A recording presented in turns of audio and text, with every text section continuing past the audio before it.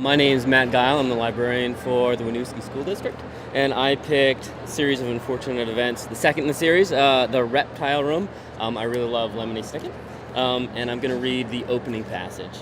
Chapter 1.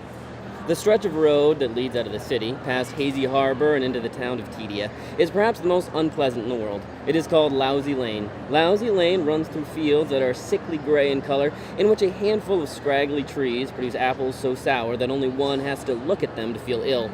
Lousy Lane traverses the Grim River, a body of water that is 9/10 mud and that contains extremely unnerving fish, and it encircles a horseradish factory, so the entire area smells bitter and strong.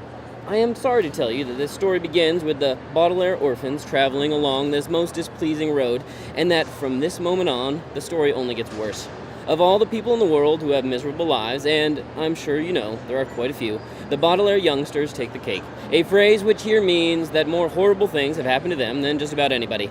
Their misfortune began with an enormous fire that destroyed their home and killed both of their loving parents, which is enough sadness to last anyone a lifetime, but in the case of these three children, it was only the bad beginning. After the fire, the siblings were sent to live in a distant relative named Count Olaf, a terrible and greedy man. The Baudelaire parents had left behind an enormous fortune, which would go to the children when Violet came of age, and Count Olaf was so obsessed with getting his filthy hands on the money that he hatched a devious plan that gives me nightmares to this day. He was caught just in time, but he escaped and vowed to get a hold of the Baudelaire fortune sometime in the future.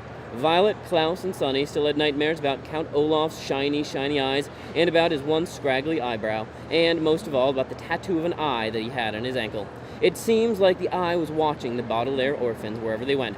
So I must tell you that if you open this book in the hope of finding out that the children lived happily ever after, you might as well shut it and read something else.